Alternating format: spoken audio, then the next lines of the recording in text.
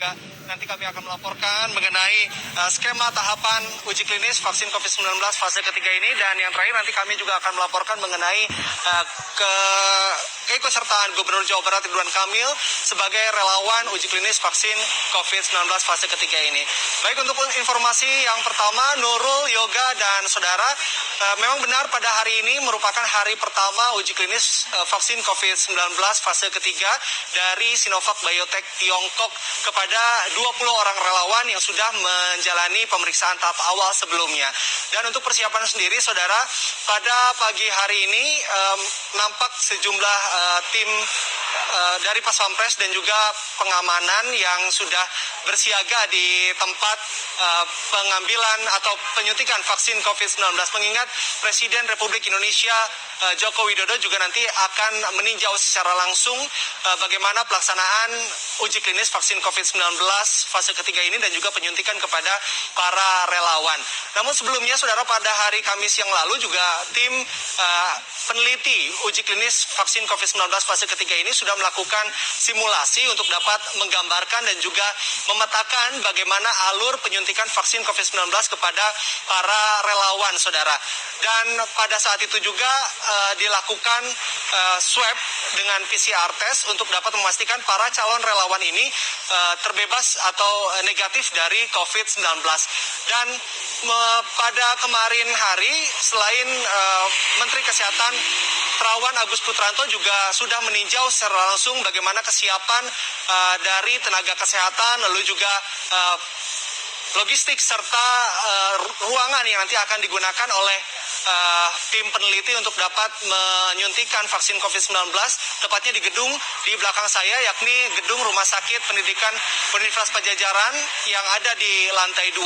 Seluruh ruangan juga sudah disterilisasi dan juga sudah didisinfeksi, serta seluruh tenaga kesehatan yang nanti akan bertugas juga sudah menjalani swab dengan PCR test dan hasilnya negatif, sehingga ruangan yang nanti akan digunakan untuk penyuntikan vaksin COVID-19 ini relatif jauh lebih aman dibandingkan dengan hari-hari sebelumnya. Yoga, Nurul, dan saudara, vaksinasi perdana ini memang baru akan dilaksanakan hari ini di Rumah Sakit Pendidikan Universitas Padjadjaran yang ada di belakang saya ini. Sementara 5 tempat yang lainnya untuk penyuntikan sendiri nanti akan dilakukan pada 14 Agustus 2020. Meski demikian, hari ini juga serentak akan dilakukan swab test dan juga pemeriksaan awal terhadap para calon relawan yang sudah terdaftar, yang nantinya para calon relawan ini akan dapat mengetahui hasil daripada PCR test tersebut 3 hari berikutnya, yakni pada tanggal 14 Agustus 2020 mendatang. Dan rencananya 20 orang relawan uji klinis vaksin COVID-19 ini juga tidak akan datang secara bersamaan, melainkan secara bertahap, 5 orang terlebih dahulu, begitu sesuai dengan jadwal yang sudah ditentukan sebelumnya.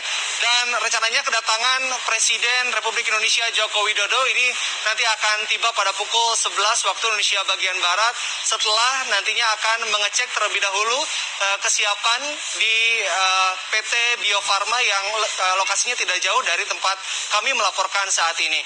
Lalu Yoga, Nurul, dan saudara, informasi yang kedua yakni terkait dengan skema tahapan uji klinis vaksin COVID-19 fase ketiga dari Sinovac Biotech Tiongkok ini.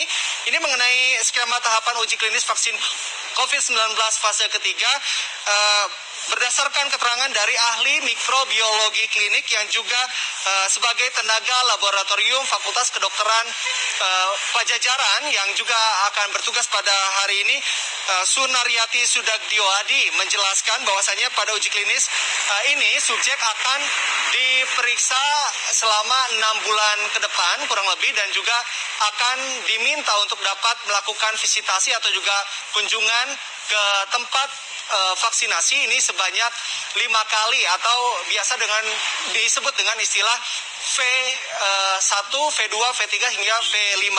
Dan juga pada kunjungan pertama atau V0 ini nantinya ada beberapa rangkaian yang harus dijalani oleh subjek.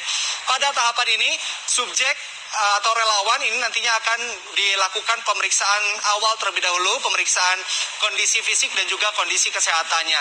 Akan diperiksa berat badan, tinggi badan, dan juga tensi darah, serta pemeriksaan kondisi fisik lainnya seperti pemeriksaan paru dan juga jantung. Selain itu juga akan diberikan penjelasan oleh dokter kepada subjek mengenai tujuan dari penelitian dan juga penyuntikan vaksin COVID-19 ini, serta resiko yang kemungkinan nantinya akan terjadi setelah penyuntikan vaksin COVID-19 kepada subjek.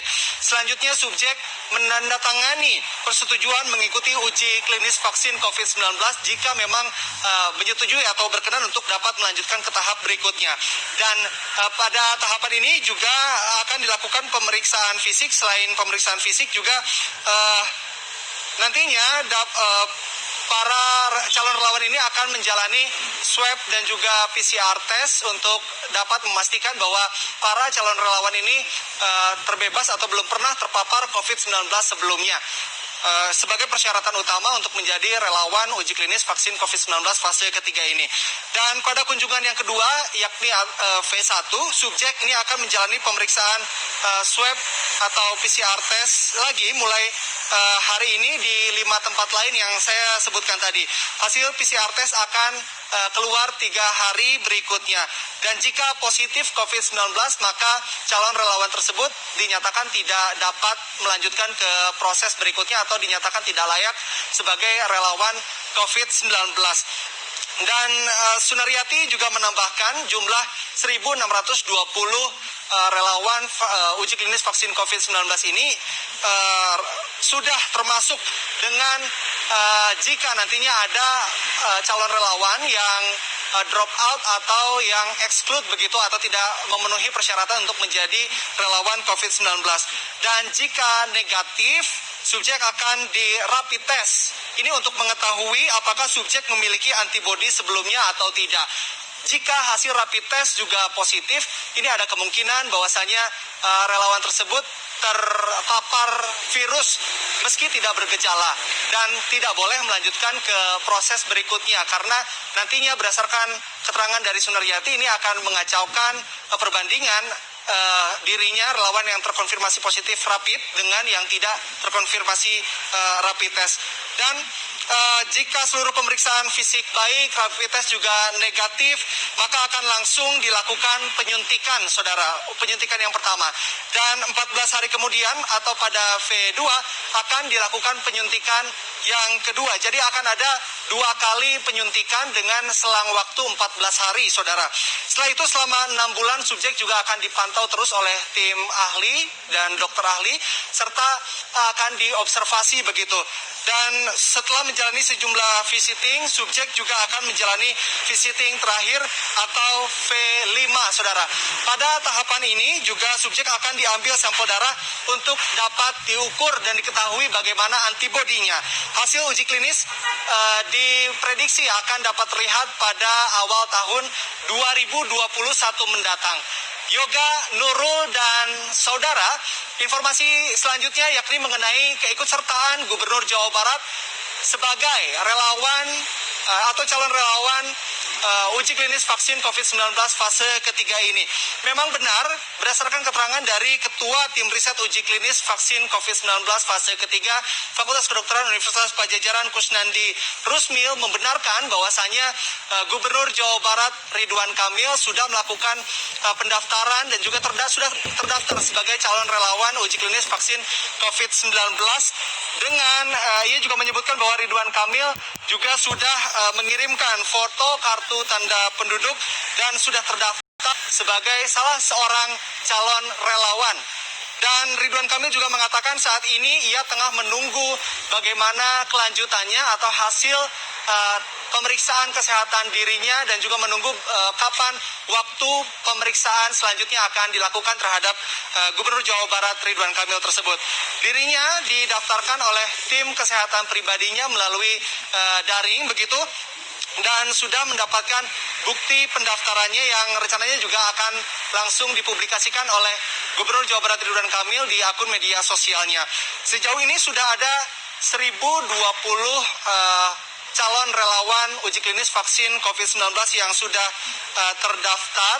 Dan sementara itu kebutuhan untuk relawan uji klinis vaksin COVID-19 fase ketiga ini yakni 1.620 orang relawan.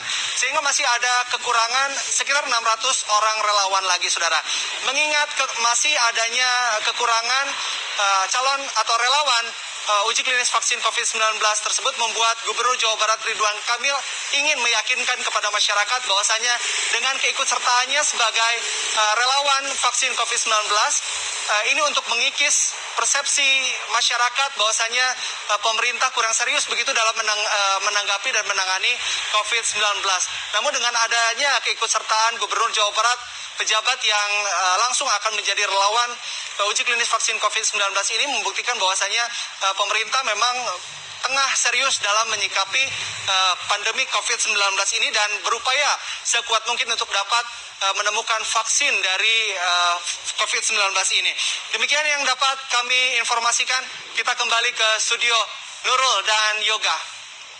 Baik, Hilmi Azizi melaporkan langsung dari Bandung, Jawa Barat. Terima kasih Hilmi atas informasi Anda.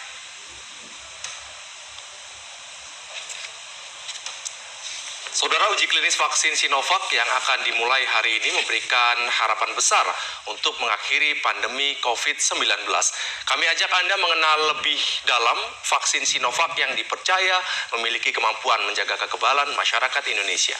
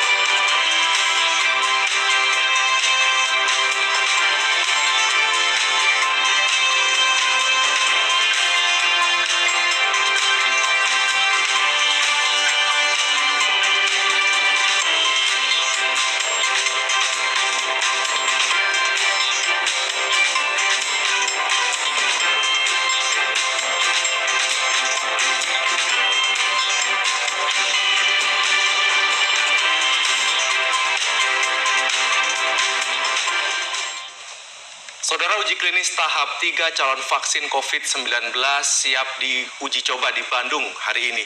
Dan bagaimana persiapannya, kita akan membahas hal tersebut bersama Bapak Rotman Tarikan. Beliau adalah juru bicara tim klinis vaksin COVID-19 dari Fakultas Kedokteran Universitas Padjadjaran Bandung. Selamat pagi Pak Rotman. Mas Yoga dan Mbak Nurul. Ya, alhamdulillah sehat semua ya. Alhamdulillah sehat Pak, terima kasih. Ya, Pak Rotman, bagaimana persiapan dari uji coba vaksin COVID-19 di Bandung hingga pagi hari ini, Pak? Baik, terima kasih. Perlu saya sampaikan pada hari ini, alhamdulillah persiapan sudah hampir dikatakan baik lah ya. Jadi kita hari ini insya Allah akan dilakukan di 6 site, yaitu di FK Unpad di Jalan Egman, kemudian di Balkes Jalan Dipati Ukur, kemudian 4 puskesmas ya, Puskesmas Gago, Sukapakir, Cimbeluit, dan di Puskesmas Garuda. Jadi ada satu site yang insya Allah akan dikunjungi Bapak Presiden pada hari ini, yaitu untuk pencanangan penyuntikan perdana vaksin uji klinis, yaitu di FK Unpad di Jalan Egman, Mas Yoga dan Mbak Nurul. Jadi insya Allah persiapan kami harapkan semua berjalan lancar sampai akhirnya selesai pada hari ini, Mas Yoga. Ya, Pak Rotman, kalau kita lihat memang uji vaksin ini juga sangat penting karena ini juga menjadi acuan untuk bagaimana ini bisa didistribusikan nantinya kepada masyarakat. Nah, setelah nanti dilakukan uji vaksin COVID-19 ini, apa saja yang harus relawan lakukan? Apakah setelahnya mereka sudah bisa melakukan kegiatan seperti biasa dengan tidak menggunakan masker seperti itu, atau tidak membawa hand sanitizer, atau mereka tetap harus mematuhi aturan protokol kesehatan? Baik ya, perlu saya jelaskan sedikit dari awal ya para pemirsa bahwa sebelumnya subjek harus memenuhi kriteria kesehatan ya para pemirsa, yaitu yang telah ditentukan oleh tim peneliti, usia 18 sampai 59 tahun dalam keadaan sehat dan tidak ada penyakit-penyakit yang mungkin akan mempengaruhi perjalanan penyakit karena mendapatkan vaksin ini. Kemudian subjek akan dilakukan pemeriksaan swab PCR, kemudian dilakukan rapid test darah juga untuk memastikan betul-betul negatif dari penyakit COVID-19. Nah, kemudian subjek akan mendapatkan 2 kali penyuntikan dengan interval 14 hari. Nah, selama mengikuti penelitian sekitar kurang lebih 6 bulan, jadi dari mulai saat ini Agustus sampai Desember, subjek berperilaku seperti biasa aja, Mas Yoga, Mbak Nurul, yaitu mereka harus menjaga protokol kesehatan, yaitu cuci tangan, kemudian menggunakan masker, kemudian jaga jarak 1 meter. Jadi hal-hal yang demikian harus selalu kita edukasikan kepada semua calon subjek. Jadi kalau yang berprofesi sebagai guru, sebagai tenaga kesehatan, sebagai penyiar, barangkali ada yang ikut reporter, atau para berprofesi sebagai ojek online, ya mereka berperilaku seperti biasa aja, Mas Yoga dan Mbak Nurul dan para pemirsa semua. Oke. Artinya ketika sudah divaksin, para relawan itu tidak perlu terlalu mematuhi protokol kesehatan seperti itu, Pak? Oh jangan, bukan. Tetap harus mematuhi ya? Tetap yang ada 3 itu, Mas Yoga. Jadi kan karena kita ini sifatnya uji coba, ya Mas Yoga dan Mbak Nurul, kan subjek itu ada yang mungkin mendapat vaksin COVID-19 dan ada yang mungkin mendapatkan placebo, Mas Yoga. Oleh karena itu, protokol yang tadi, jaga jarak, menggunakan masker, dan cuci tangan, harus selalu kita edukasikan kepada subjek, dan subjek itu nanti kita edukasikan setiap kunjungan, jangan lupa jaga kesehatan, dan seterusnya. Jadi pola hidup sehat harus selalu kita sampaikan kepada semua calon subjek. Oke, berarti tetap harus mematuhi protokol kesehatan walaupun sudah disuntik vaksin seperti itu ya Pak ya. Nah, kemudian bagaimana tim peneliti sendiri ini memantau sekian banyaknya, ada 1.620 orang relawan yang melakukan uji klinis suntik vaksin ini sendiri. Pemantauannya seperti apa Pak yang dilakukan? Ya, betul. Nanti setelah mereka disuntik suntikan pertama, mereka selama 7 hari akan dipantau terus ya oleh tim kami, kita sebut tim surveillance ya. Kita dihubungi dengan WhatsApp atau dengan SMS, tolong dicatat suhunya, bagaimana, ada rasa pegal, ada rasa bengkak enggak di tempat suntikan atau yang lainnya, dan mereka harus melaporkan gitu. Dan kalau ternyata ada hal-hal yang memang perlu ke dokter, mereka segera menghubungi dokter. Bahkan tim peneliti, karena di sini ada sekitar 20 sampai 30 sampai 40 dokter, ada spesialis juga, jadi mereka dalam 1x24 jam silahkan untuk menelpon kami gitu, Mbak Nurul. Jadi berarti para relawan ini ya, berarti para relawan ini tidak boleh lalai seperti itu ya Pak, abai misalnya tidak mau memberikan laporan kepada para tim peneliti. Betul, nah itu adalah suatu tantangan tersendiri buat tim peneliti. Jadi selama 6 bulan ini harus terus tetap menjaga maintain ya, menjaga komunikasi dengan subjek ya, sehingga subjek betul-betul dapat terpantau kesehatannya gitu, Mas Mbak Nurul dan Mas Yoga. Ya. Jika memang para subjek atau relawan tetap harus mengikuti protokol kesehatan pasca mengikuti vaksinasi, kemudian apa indikasi uji klinis ini berhasil atau belum berhasil, Pak? Baik, terima kasih ya. Jadi uji klinis ini ada fase yang ketiga ya. Kalau fase pertama itu adalah untuk menilai keamanan, dan dikatakan dari laporan fase pertama aman, alhamdulillah. Kemudian fase kedua adalah untuk menilai dosis ya. Ternyata yang dosis yang didapatkan adalah 0,5 mili dengan jarak pemberian 14 hari. Nah, uji fase ketiga ini adalah uji fase yang sangat penting sekali, sangat krusial. Selain keamanan, kemudian juga kekebalan, dan yang terakhir efikasi. Apa itu efikasi? Efikasi adalah demikian. Jadi subjek yang menerima vaksin COVID-19 ini, seberapa banyak yang terlindungi oleh karena sakit COVID-19-nya. Jadi angka keberhasilannya apabila subjek yang mendapatkan vaksin COVID-19 ini, kasus kejadian COVID-19-nya lebih sedikit dibandingkan yang mendapatkan placebo. Demikian Mas Yoga dan Mbak Nurul. Jadi untuk menilai efektivitas vaksin COVID-19 dalam melindungi seseorang terjangkit dari vaksin COVID-19. Oke. Baik Pak, tapi kita juga tidak bisa bohong, kita tidak bisa pungkiri bahwa memang sejumlah pihak ini justru khawatir dengan kesehatan relawan pasca sudah diuji coba vaksin COVID Sinovac, maksud kami vaksin Sinovac ini sendiri. Nah, bagaimana Anda dan juga tim peneliti lainnya bisa meyakinkan masyarakat bahwa memang uji klinis ini sebenarnya aman dan tidak ada efek sampingnya? Ya, itu kita sampaikan pada saat sosialisasi, kami sudah melakukan sosialisasi ke beberapa tempat lokasi di Puskesmas Kota Bandung, ada 4 dan 2 lokasi tersebut yang di Patiukur dan di Balkes. Kemudian pada saat harinya itu, pada saat akan subjek dipanggil, kita lakukan namanya inform consent. Nah, di saat inform consent tersebutlah ya, calon subjek akan dijelaskan secara panjang lebar apa itu penyakit corona, tentunya terlebih dahulu, kemudian apa itu vaksin COVID-19. Jadi kita jelaskan apa keuntungannya bila mengikuti uji klinis ini, dan juga ada keuntungan lain, yaitu keuntungan perlindungan kesehatan selama mereka mengikuti uji klinis ini. Dari laporan yang terdahulu bahwa beberapa kejadian ikutan pasca imunisasi berupa pegal, kemudian ada bengkak dan juga ada demam. Tapi kejadiannya sekitar hanya 2% dari semua kejadian, sehingga boleh dikatakan aman dan ditoleransi oleh tubuh calon subjek. Ya. Ada suatu kejadian yang dilaporkan yang sempat dirawat dari uji klinis fase 1 dan 2, tapi ternyata kejadian tersebut ya Mbak Yoga dan Mbak Nurul dan para pemirsa, ternyata kejadian tersebut sama sekali tidak ada kaitan dengan imunisasi vaksin COVID-19 ini. Insya Allah kita berkeyakinan dari tim dan dukungan dari data yang ada, vaksin ini dapat dikatakan aman oleh calon subjek yang akan menerima vaksin COVID-19 ini. Oke, terakhir Pak Rotman, kapan uji klinis ini tuntas hingga vaksin ini bisa ditetapkan atau diproduksi secara massal, Pak? Prediksi Bapak? Baik, ya. Ini karena kita melihat uji efikasi, kita ikuti sampai 6 bulan ke depan, ya. Setelah 6 bulan itu ke depan, kemudian data-data yang akan kami peroleh, akan kami data, ya, Mas Yoga Bandul, kemudian akan kami data. Setelah itu, kemudian akan kami laporkan ke Bio Farma, kemudian akan kami publish, ya. Kita harapkan mungkin di Januari 2021 sudah ada hasilnya, dan kita berharap hasilnya keamanannya bagus, kemudian kekebalannya meningkat, dan efikasinya juga bagus, sehingga hasilnya bagus, kemudian Bio Farma sebagai produsen kemudian akan memproduksi dan kemudian akan mendistribusikan kepada seluruh masyarakat Indonesia. Jadi nomor ke depan sekitar Januari hasilnya insya Allah sudah kita dapatkan semua data-data hasil dari penelitian yang kami lakukan mulai per Agustus ini, Mas Yoga, Mbak Nurul.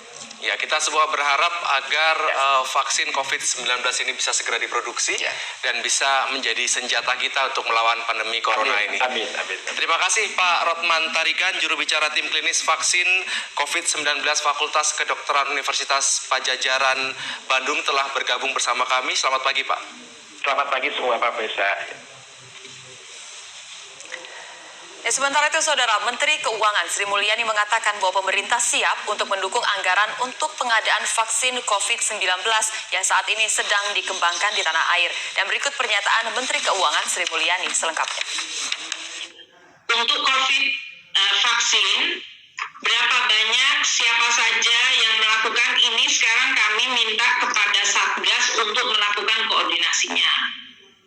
Dan rapat terakhir kemarin di tempatnya Pak Menko Luhut, kemudian Menko Perekonomian, dan dengan Pak Erik, semuanya membahas mengenai masalah vaksin ini.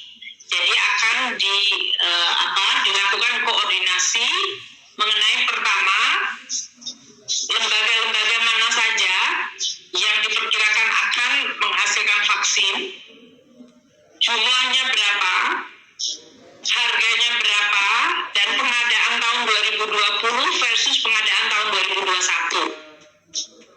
Jangan lupa, karena kita belum tahu vaksinnya itu nanti apakah yang di Bio Farma. Bio Farma sendiri punya 2 jalur, yaitu jalur yang dia bekerja sama secara bilateral dengan China dan dengan yang melakukan Melinda Gates atau melalui payung WHO. Itu juga ada 2 jenis. Kemudian mereka masih punya terapeutik apa yang disebut treatment, itu semuanya obat penawar yang bisa disampaikan itu semuanya adalah di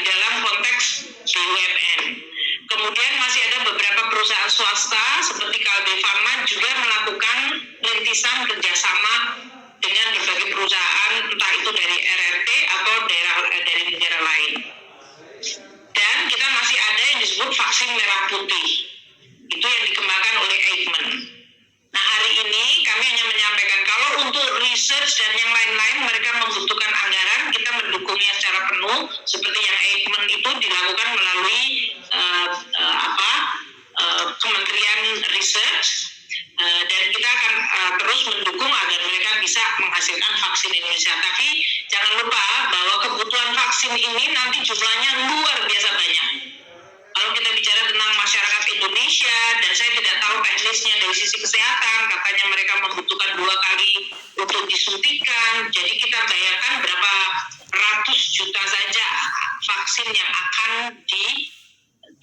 diperlukan, dan proses pengadaannya nanti akan membutuhkan suatu proses yang cukup rumit. Oleh karena itu, kita meminta kepada keseluruhan kementerian, apakah itu Kementerian Kesehatan, BNPB, Satgas, Menko, adalah melakukan bersama-sama dengan LKPP bagaimana proses pengadaan dari vaksin ini. Namun dari sisi anggaran kita sediakan dari tahun 2020 itu melalui anggaran kesehatan yang belum terserap, itu dicadangkan untuk vaksin, dan untuk tahun depan kita juga akan mencadangkan. Kalau nanya angkanya, vaksinnya saya belum tahu, harganya saya belum tahu, jadi Lydia saya belum bisa tahu berapa angkanya. Namun kita cadangkan berdasarkan estimasi saja. Sementara